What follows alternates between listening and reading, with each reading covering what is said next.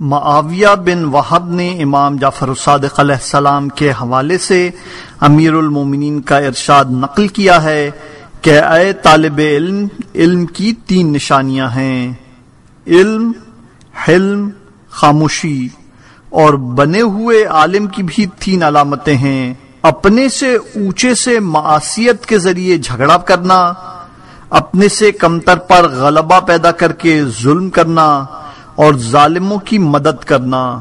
دوسرے مقام پر ارشاد فرمایا کہ عالم کے دل میں جہالت اور فریب کا گزر نہیں ہو سکتا۔ ابو بصیر کہتے ہیں کہ میں نے امام جعفر الصادق علیہ السلام سے امیر المومنین کا یہ ارشاد سنا ہے کہ اے طالب علم، یاد رکھ کہ علم کے بہت سے فضائل ہیں۔ اس کا سر تواضع ہے، اس کی آنکھیں حسد سے بیزاری ہے، اس کا کان فہم ہے، اس کی زبان صداقت ہے، اس کا حافظہ جستجو ہے، اس کا قلب حسن نیت ہے، اس کی عقل معرفت اشیاء و امور ہے، اس کے ہاتھ رحمت ہیں، اس کے پیر زیارت علماء ہے، اس کی ہمت سلامتی ہے، اس کی حکمت تقوی ہے، اس کا مرکز نجات ہے، اس کا فائدہ عافیت ہے، اس کا مرکب وفا ہے، اس کا اسلحہ نرمی ہے، اس کی تلوار رضا ہے، اس کی کمان مدارت ہے، اس کا لشکر مباحثہ ہے، اس کا مال ادب ہے، اس کا ذخیرہ گناہوں سے اجتناب ہے، اس کا زاد راہ نیکی ہے،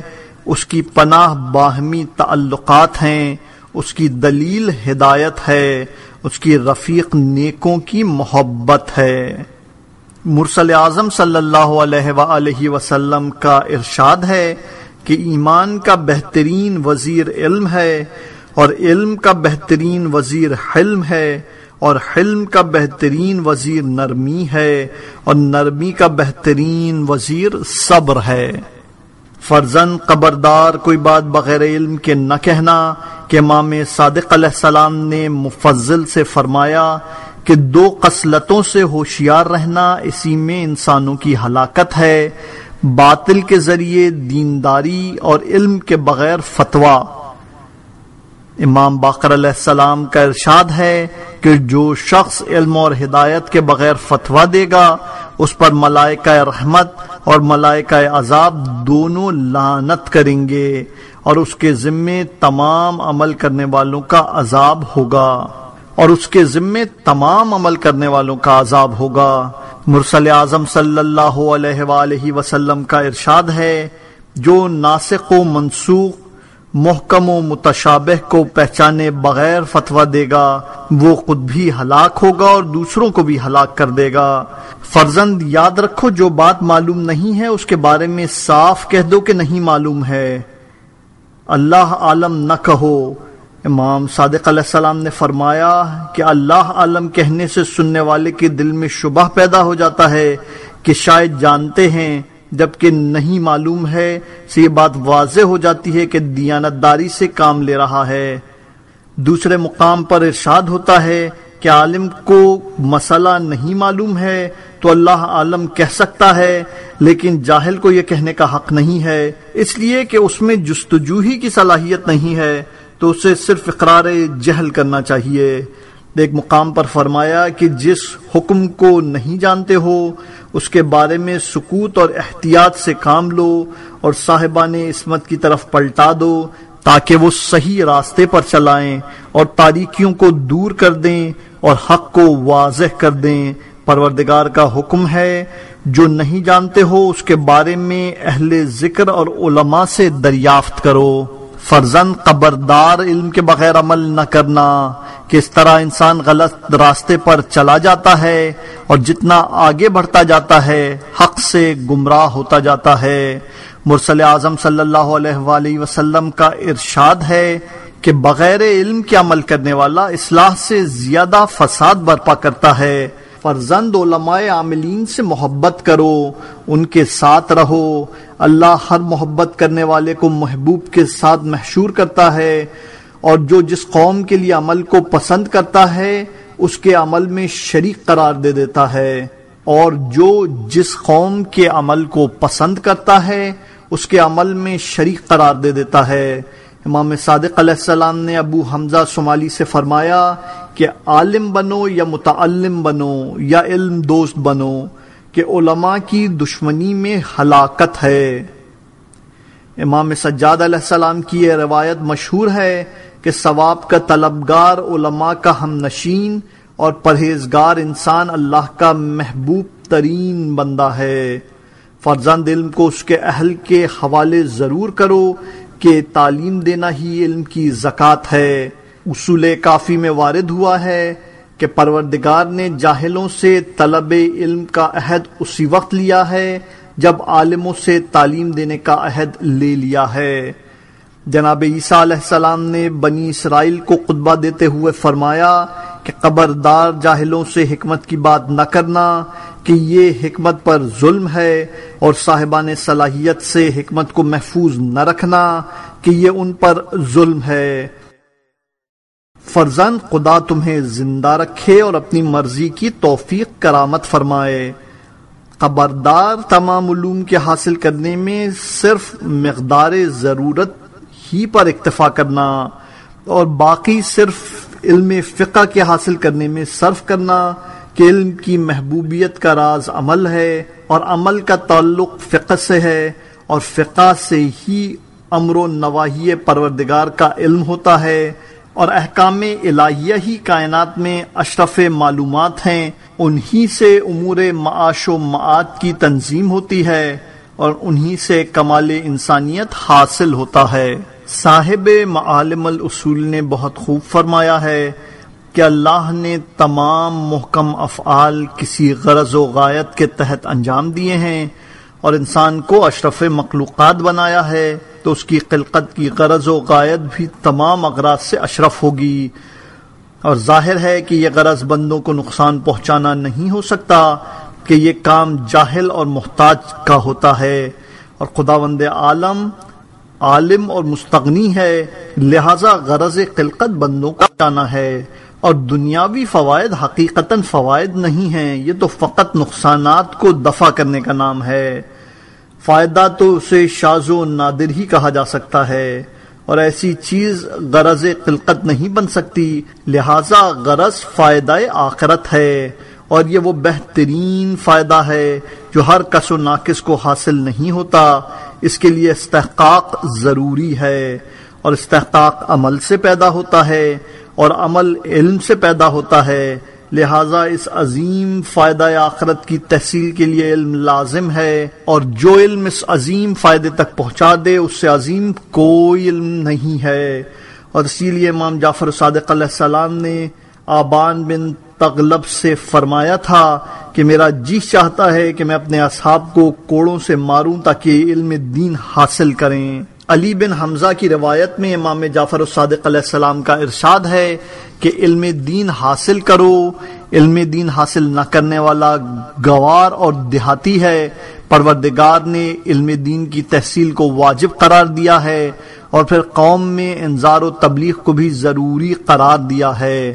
مفضل بن عمر کی روایت میں امام صادق کا ارشاد ہے کہ جو شخص بھی علم دین حاصل نہ کرے گا وہ روز قیامت نگاہ مرحمت پروردگار کا حقدار نہ ہوگا، اور اس کے اعمال طیب و طاہر نہ ہوں گے۔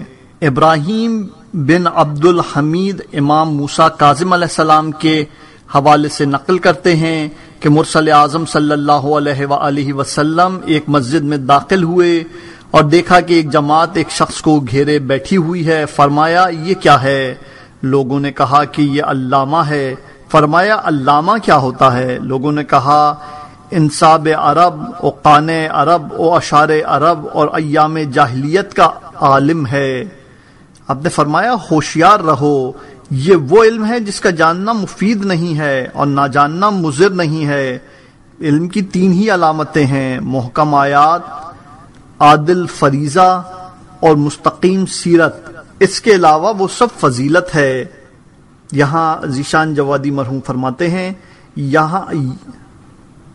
یعنی علامہ وہ ہے جو ان تین علوم کا ماہر ہو جسے شریعت نے علم کہا ہے۔ اس کے علاوہ اچھا شاعر، اچھا ادیب، اچھا مفکر یا اکثر علامہ نہیں ہو سکتا۔ امام محمد باقر علیہ السلام کا ارشاد ہے کہ انسان کا سب سے بڑا کمال علم دین حاصل کرنا، مصائب پہ صبر کرنا اور معیشت کو معین رکھنا ہے۔ حماد نے امام جعفر صادق علیہ السلام سے نقل کیا ہے کہ پروردگار جب کسی بندے کو خیر دینا چاہتا ہے تو علم دین دے دیتا ہے۔ حضرت صلی اللہ علیہ وآلہ وسلم کا ارشاد ہے کہ علماء امانت دار ہیں، متقی قلعے ہیں اور اوصیاء سردار ہیں۔ فرزند یاد رکھو کہ علم کا مذاکرہ عبادت ہے، اس سے غافل نہ رہنا۔ مرسل اعظم صلی اللہ علیہ وآلہ وسلم نے فرمایا ہے کہ مذاکرہ علمی کرو، آپس میں ملاقات اور گفتگو کرو۔ احادیث سے دل پر جلا ہوتی ہے، قلوب بھی تلوار کی طرح زنگ آلود ہو جاتے ہیں اور ان کی ثقل حدیث ہے۔ امام محمد باقر علیہ السلام نے فرمایا ہے کہ اللہ اس بندے پر رحمت نازل کرتا ہے جو علم کو زندہ کرے، یعنی اہل دین اور اہل تقوی سے مذاکرہ کرے۔ فرزند خدا تمہیں علم اور عمل صالح کی توفیق کرامت فرمائے۔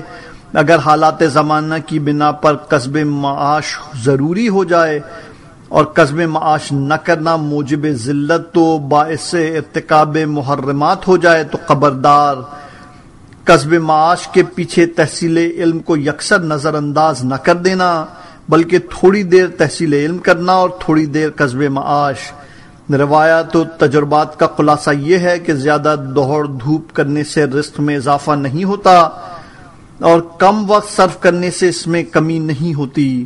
خبردار، تحصیل علم کو چھوڑ کر تمام عمر معیشت جمع کرنے میں صرف نہ کر دینا کہ یہ حیوان کا انداز ہے، بلکہ ان سے زیادہ گمراہی ہے کہ انسان اپنی ذمہ داریوں سے ناواقف رہے اور اس کی تلاوت و دعا فقط ایک جنبش زبان بن جائے جس کا کوئی مفہوم نہ ہو۔ سب سے زیادہ مناسب یہ ہے کہ مجلس عزا کو ذریعہ زندگی بنایا جائے اور اس میں دین اور دنیا دونوں ہی ہیں، منفعت مادی بھی ہے اور تحصیل علم بھی ہے۔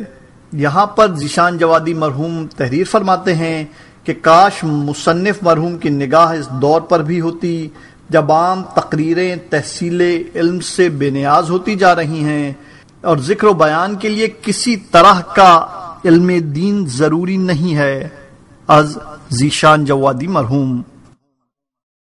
لیکن یہ خیال رہے کہ زبان کو کذب و بہتان سے پاک رکھنا، ائمہ معصومین علیہ السلام کی طرف بغیر تحقیق کسی بات کو منسوب نہ کرنا، مصائب میں فقط معتبر روایت پر اکتفا کرنا، یہ خیال کبھی نہ آئے کہ کثرت بکا کثرت مصائب پر موقوف ہے، گریہ دل پر اثر سے پیدا ہوتا ہے اور روایات کی تشکیل سے نہیں، اور اثر کا بہترین ذریعہ یہ ہے کہ پہلے اہل بیت طاہرین کی کرامت و فضیلت بیان کی جائے تاکہ ان کی عظمت اور شخصیت کا احساس پیدا ہو جائے، اس کے بعد مصیبت کا ذکر کیا جائے کہ اس طرح ذکر بے ساختہ دل پر اثر کرتا ہے۔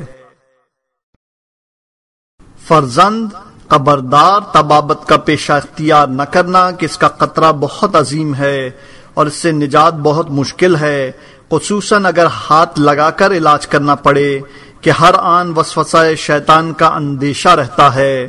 اس مقام پر جناب ذیشان حیدر جوادی مرحوم تحریر فرماتے ہیں، حکیم اور ڈاکٹر صاحبان کو اس نقطے پر نگاہ رکھنی چاہیے کہ پروردگار دلوں کے حالات سے بھی باخبر ہے۔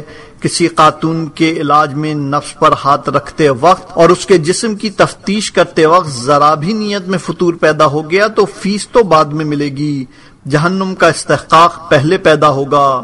علاج سامان تفریح نہیں ہے، سبب حیات انسانی ہے۔ از ذیشان جوادی مرحوم۔ فرزند، خبردار، علم کے بلند ترین درجے پر پہنچنے کے بعد بھی ریاست کی فکر نہ کرنا کہ یہ باعث ہلاکت اور سبب فنائے دین ہے۔ میں تمہیں تجربے کی بات بتاتا ہوں کہ ریاست پانے کے بعد تم حق کی تلقی برقرار رکھو گے تو راحت ختم ہو جائے گی اور لوگ برا بھلا کہیں گے، اور اگر لوگوں کی خواہش کے ساتھ چلو گے تو آخرت کا خسارہ ہوگا۔ فرزند ریاست سے اس طرح بھاگو جس طرح شیر سے فرار کیا جاتا ہے، اس لیے کہ جو چیز عبادت سے غافل کر دے اس میں کوئی خیر نہیں ہے۔ میں نے اپنی زندگی میں کوئی رئیس ایسا نہیں دیکھا جو دیانتداری سے کام کرے اور لوگوں کے طعن و طنز کا نشانہ نہ بنے۔ لوگ اس کے مال و آبرو کو مباح سمجھ لیتے ہیں اور ان کی نظروں میں اسے گالیاں دینا بھی جائز ہو جاتا ہے، بلکہ اس کے ساتھ کافر حربی جیسا برتاؤ کیا جاتا ہے۔ خبردار، ریاست کے اسباب فراہم نہ کرنا، اس کے جال نہ بچھانا، اس کے مقدمات فراہم نہ کرنا کہ اپنے ہی ہاتھوں اپنے کو ہلاکت میں ڈال دو اور دین و دنیا کی راحت سے محروم ہو جاؤ۔ ہاں، از خود آ جائے تو قبول کر لو، لیکن ہر آن اپنے نفس کی نگرانی کرتے رہنا کہ نفس کا قطرہ عظیم ہے اور لرزش کے امکانات کثیر ہیں، منفعت کم ہے اور نقصان زیادہ۔ محفوظ رہنے والے قلیل ہوتے ہیں اور پھسل جانے والے زیادہ۔ صاحب ریاست عالم کے لیے چند طرح کے قطرات پائے جاتے ہیں جن کی نشاندہی ضروری ہے۔ پہلا قطرہ قضاوت۔ قضاوت ایک سم قاتل اور زہر حلاحل ہے، اس سے ہوشیار رہنا۔ اس میں اکثر پیر پھسل جاتے ہیں اور انسان تباہ ہو جاتا ہے، خصوصیت کے ساتھ اس زمانے میں جب دیانتدار کم اور شیطان کے بندے زیادہ ہو گئے ہیں۔ مرد عاقل ایسے عمل پر کیسے اقدام کرے گا جس کے 3/4 عمل کرنے والے جہنمی اور صرف 1/4 جنتی؟ اس لیے کہ جو دیدہ و دانستہ غلط فیصلہ کرے گا وہ بھی جہنمی ہے، جو لا علمی میں غلط فیصلہ کرے گا وہ بھی جہنمی ہے، جو لا علمی میں صحیح فیصلہ کرے گا وہ بھی جہنمی ہے۔ کہ ایسا اقدام کیوں کیا جس میں غلطی کا واضح امکان تھا؟ صرف وہ شخص جنتی ہے جو حق کا فیصلہ کرے اور وہ بھی علم و اطلاع کے ساتھ۔ اس طرح 3/4 افراد جہنمی ہوئے اور 1/4 جنتی۔ صاحب عقل ایسے معاملے پر کیسے تیار ہوگا جس میں خسارے کا امکان زیادہ ہے اور فائدے کا امکان کم؟ دیندار ایسی جگہ بیٹھنے کی ہمت کیسے کرے گا جہاں نبی و وصی بیٹھتے ہیں؟ یا مرد شقی، کسے اپنے نفس کی طرف سے اطمینان کامل ہے اور کون اپنے بارے میں نبوت و وصایت کا احتمال دیتا ہے کہ شقاوت سے محفوظ ہو جائے؟ خبردار، شیطان کے بہکانے میں نہ آنا اور قضاوت کو واجب عینی سمجھ کر اس کے چکر میں نہ پڑ جانا کہ لا علمی میں ہلاک ہو جاؤ۔ ہاں، کسی ایسے علاقے پہنچ جاؤ جہاں کوئی دوسرا نہ ہو اور خالی الذہن ہو کر سوچنے پر بھی قضاوت واجب عینی نظر آئے تو حتی الامکان فریقین میں صلاح کرانے کی کوشش کرو اور حق کے واضح ہو جانے کے بعد بھی احتیاط سے کام لینا۔